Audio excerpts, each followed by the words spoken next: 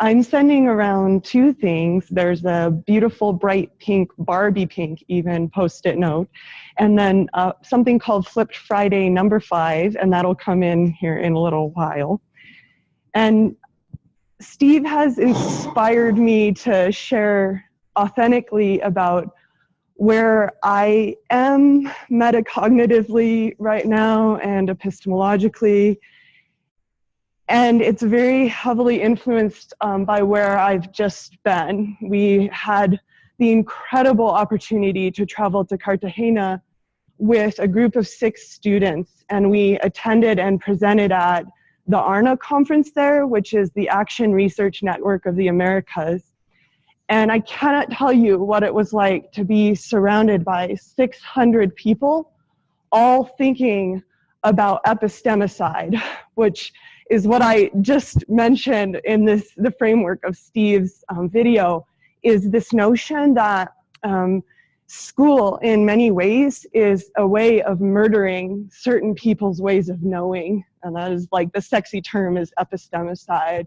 Like we all have and come from different cultural backgrounds, and there are certain cultural epistemological ways of being that are welcomed into school and certain that are not. And we don't always celebrate certain ways of knowing.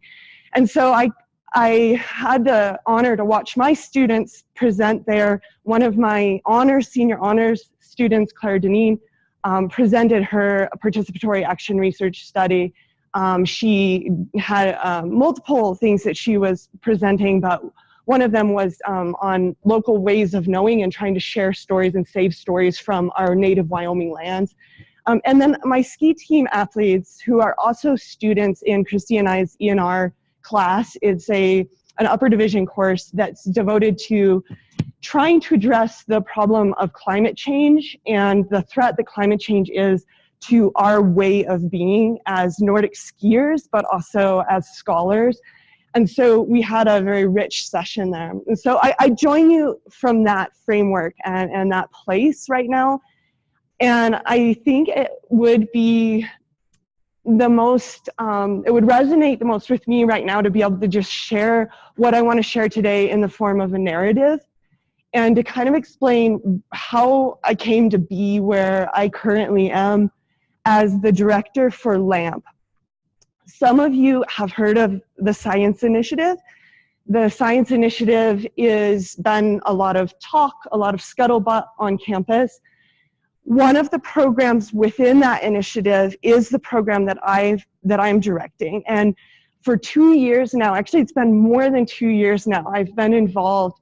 And it came to pass because I was invited to be one member of a small committee devoted to active learning spaces.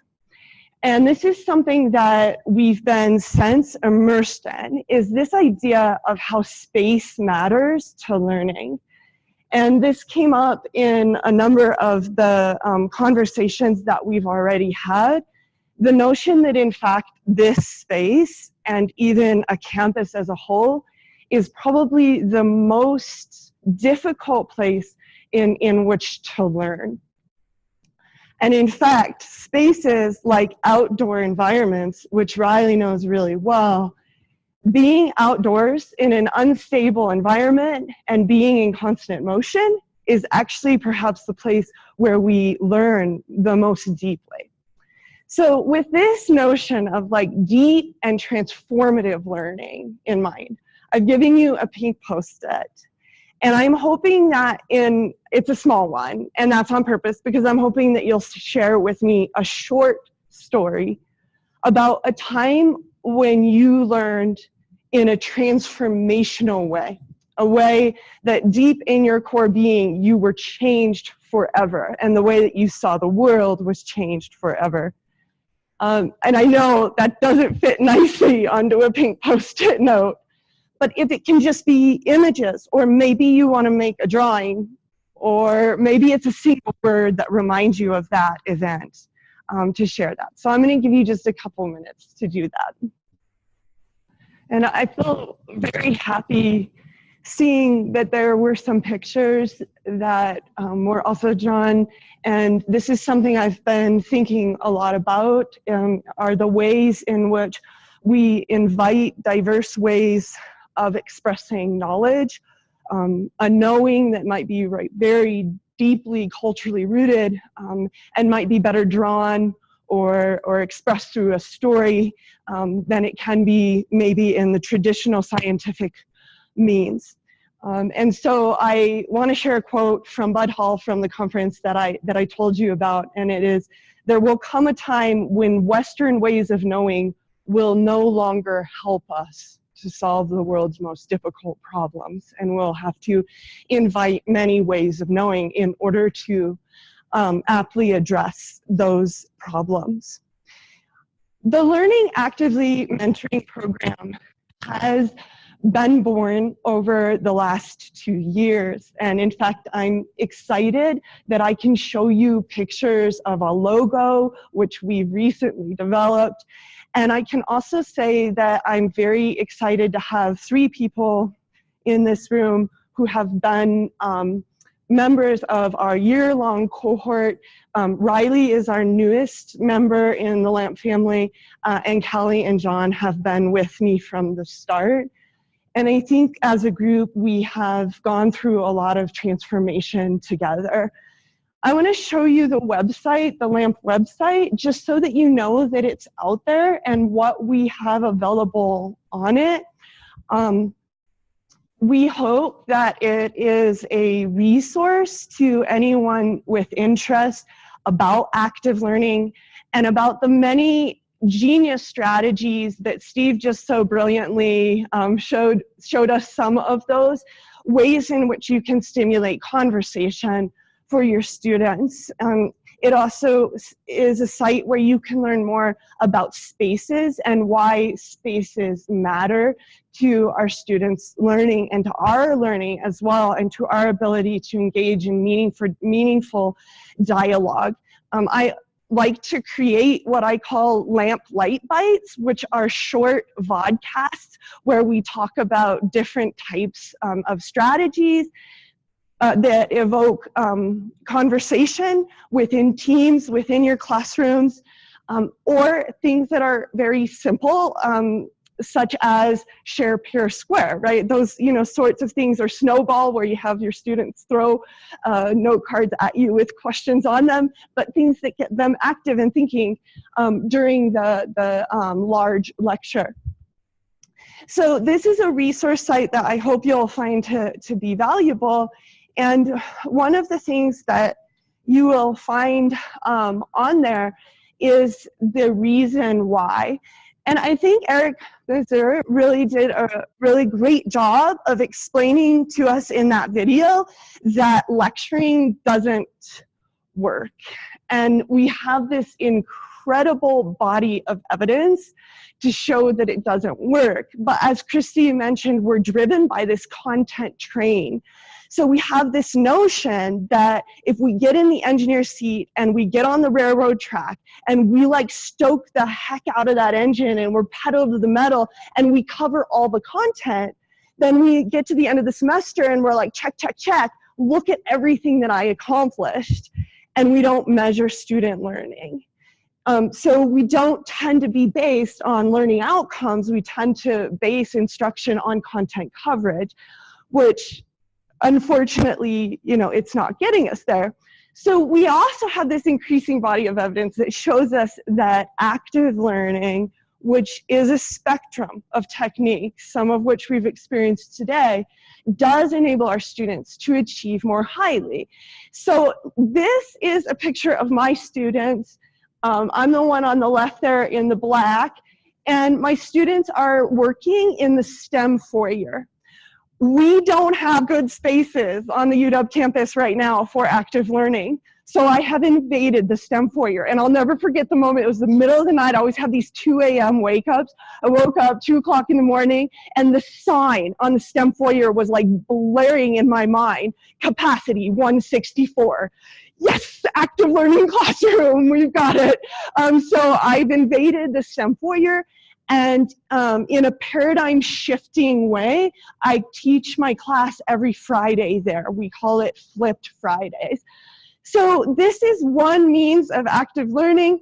We know that this kind of learning does have all these outcomes that we know that everyone wants to see. We want our students not to fail so much. We want them not to withdraw so frequently. We want to see that their grades improve and that their engagement improves. But maybe more than anything, we want what Steve talked about, which is students to realize that their lifelong learning can change the world. And really that is the thing that we need to incentivize, right? We've been talking about, I had a little bit of a eureka moment, Josh, in your session, because what I realized is that we are continuing, despite saying, like when I write my teaching philosophy, I say that I am an uncompromising humanist, that I am not a behaviorist. In fact, I poo-poo on behaviorism, right? Like as a philosophy for teaching and learning. And yet, what do? We give exams in which we reinforce a behavior. And then at the end of the semester, we withdraw that reinforcement and the students stop the behavior. And that was really eloquently shown in Eric's video too, where remember the quote that the student made? Mr. Mazur, how do you want me to answer this? Would you like me to answer it based on what you've taught me or the way in which I usually think about these things? Beautiful example of how after the incentive for that behavior is withdrawn, they return to the way that they usually think about these things.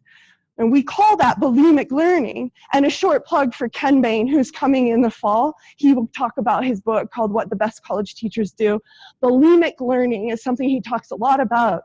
Students come in, we ask them to do a certain behavior, we reinforce that certain behavior, and they do really good things. Like they puke back up the best answers we would ever want on those exams, and then we remove that, that incentive, and they forget it. And it's bulimic, right? So what we need to incentivize instead is changing the world, right?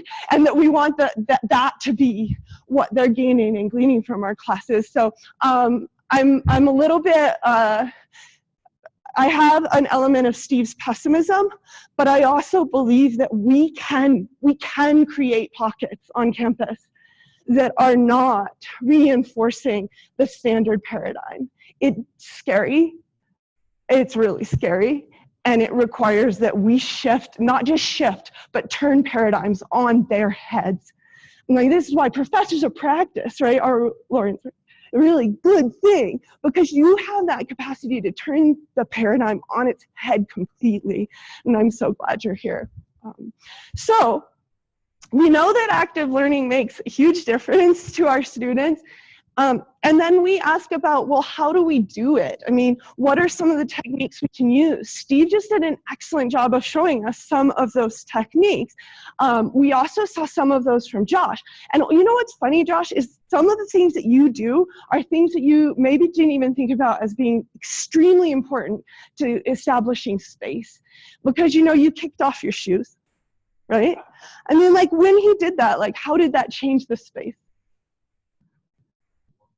Yeah, all of a sudden you feel like it might be okay to be real. Like it might be okay to be authentically you, and it might be all right if you let your guard down. And there are so many of our students who get into a classroom every single day and they're never them because they're so scared to be. And I know when Steve said, is this going to be a risk? And they're doing that risk-benefit analysis in their mind every day. How much can I shed this barrier and let myself out to actually be transformed, to be affected? So these are some on the art. I like to use a spectrum because I think that we don't have to stop lecturing. Right? Josh showed us that. We don't have to stop lecturing. We can give lectures. But what we have to think about is, are we present when I go to class? Am I checked in? Am I going to the classroom with something new and exciting and something I'm passionate about? I can't wait to teach today. Why? You know, why is that? What am I coming to class with? Is it as simple as I have Barbie pink Post-its? I had Barbie pink Post-its and I was like, yes, I feel good about my Barbie pink Post-it. So if there's something that you can find in here that you can pull out that you feel as though makes you jazzed to go to class, your students are also going to be jazzed. So one of my favorite ones, I just turned here and I was looking through the spectrum, and I don't know why, but I was immediately drawing to storytelling. So today I started by telling you a story about why I was struggling inside, about why I don't know where my epistemology is right now. I don't know how to cope with this world of juxtaposed where I've been steeped in positivism my whole life, and yet I truly and genuinely believe in culturally formed ways of knowing and their value. You know, how do I reconcile? Can I come in with a story for my students that day? It can range from that all the way to things like problem-based learning, where an entire class, and this is what I do with my microbiology capstone, the entire class is based upon solving or trying to find solutions to community problems. For example, we worked with acres. They had extremely odoriferous compost. The very rich neighborhood next door had threatened them. If they didn't get rid of that odor from their compost, then acres was going to be relocated to West Laramie. Talk about environmental justice. And so, you know, we're like, bring in microbiology and hope we can help you with your very smelly compost. That's problem-based learning. This is a really high impact, but also high energy input form of active learning. Okay. So this is the spectrum. Today, I've promised that I would talk about one thing on the spectrum that I like a lot, and it's right below storytelling, and that is the flipped classroom.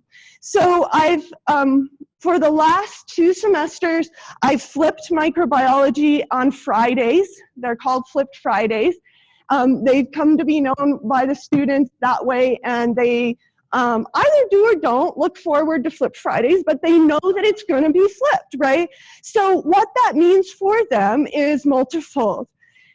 One thing that it means is it absolutely means that they're going to have to be engaged and invested in what they're accomplishing that day.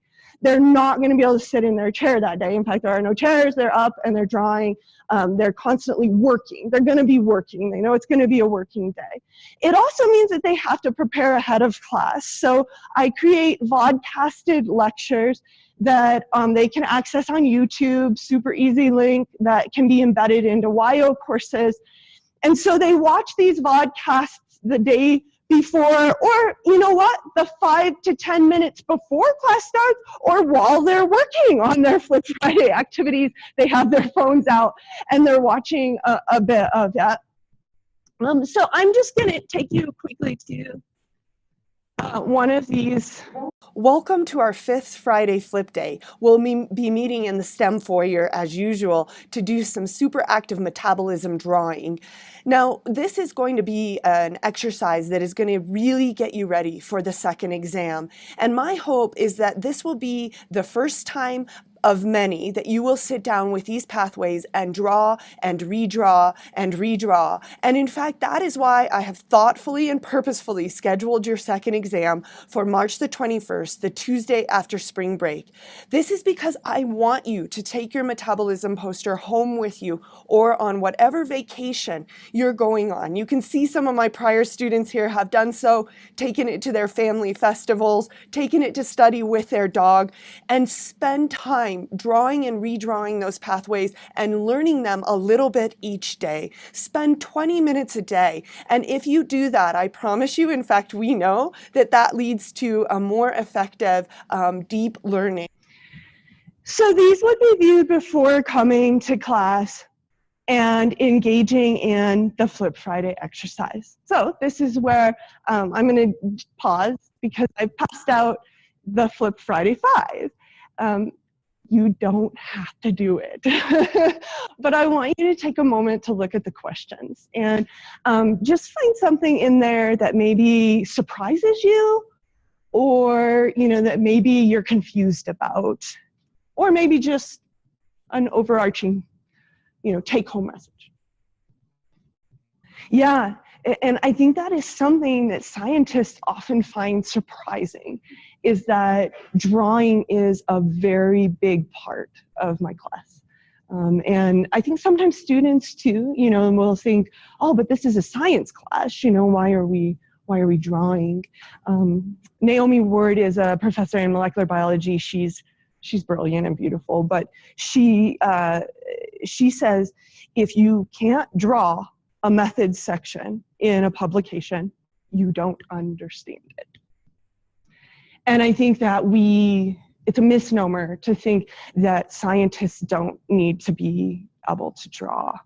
Having a mental picture of something that complex, it can be very difficult to completely draw that cognitively, right? It needs to have a multimodal nature, and that's one of the neat things about this kind of learning, is that it's engaging all the senses, engaging with all the senses.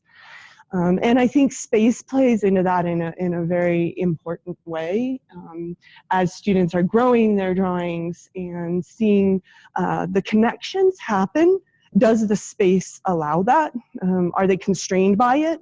And this can be true like in engineering too, with building. You know, so if you have a task that requires complex imagery of a circuit, if you're able to build it, seeing that can change the mental, you know, picture. Yes, and we actually know that that is true. There's some great, and we need more. We need to collect more data. We need to collect more data of all kinds, right? Not just quantitative, but we know that inclusivity does go up when we use these strategies. So that multimodal learning, and actually that was something that I wanted to address that came up earlier, is that we're starting to call into question this notion of learning styles, and I think it was Allison over here who talked about that. We no longer think that there are some students who are kinesthetic learners and some students who are visual learners, but rather that all people learn better when we learn in many ways. And that is a helpful thing, because then if we ask students to learn in many ways, if they say, oh no, I don't learn that way, I only learn visually, we can say, actually, you know, you'll learn better if you learn in many ways, no matter who you are. There are learning preferences, right? We all have those, but that's not the same as a steadfast learning style. Yeah. Right. So spaces also matter to building these collaborations, and certainly this idea of that Steve brought up, that all knowing is team-based knowing. Really, it's all collaborative in some way. And this is where I'm still coping with. I want to even shift paradigms further and reconsider our assessment strategies. Even though I've worked hard to make exams that I think assess critical thought, I just don't think that that's what we want to assess anymore.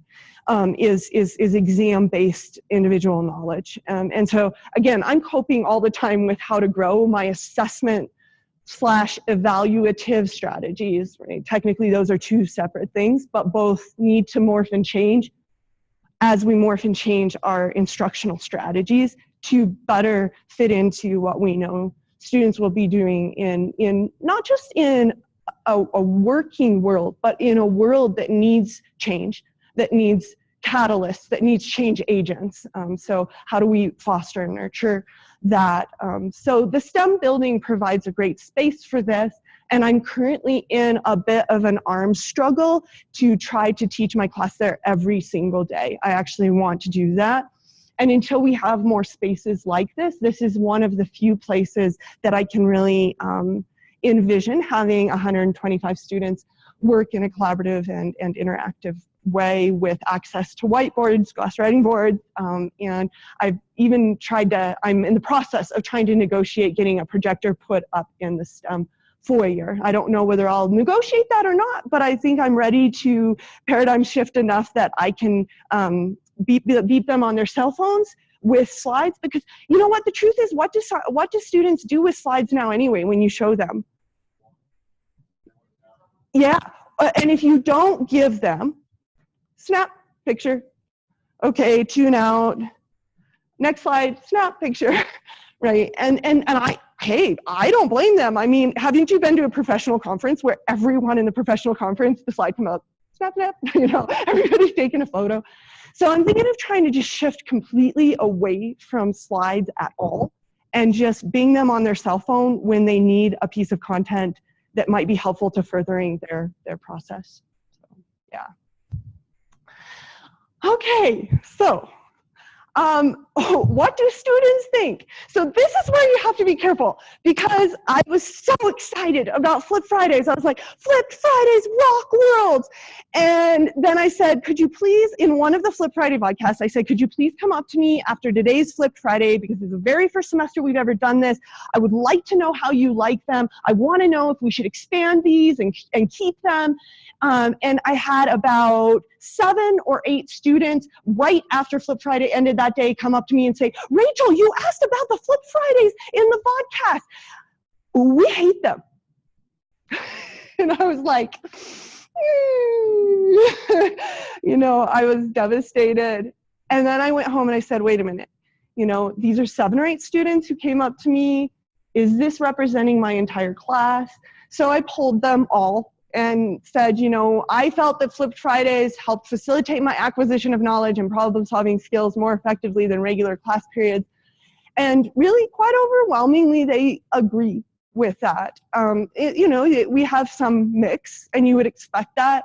But for the most part, do ask your whole class. Don't just look for the squeaky wheels and then say, oh, I'm going to change because of the few people who don't like it. And then, of course, everybody wants to know, and especially now, as I'm talking with Gary Boulware yesterday in the STEM foyer and saying, I really want to use this space every day. We got to make this happen.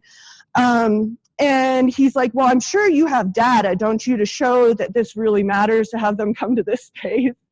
And so I went home and worked up some data. Now, please take this for what it is. These data are not statistically significant, because for one reason, I rarely have more than 10 students who fail or withdraw from my class at all. So, I mean, these are small numbers, but I went ahead and worked it up over the course of my transition to active learning. So if you go back all the way to the spring semester of 2014, where I've always done a certain amount of active learning, but I haven't done this really concentrated Flip Fridays, the really overt, you know, change didn't happen until I started in semester 3 here, and then it went really whole hog in these last 2 semesters.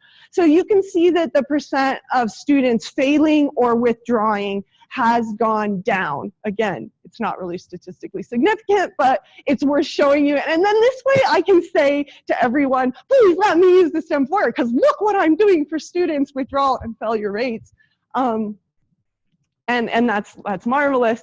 So I will just end by saying,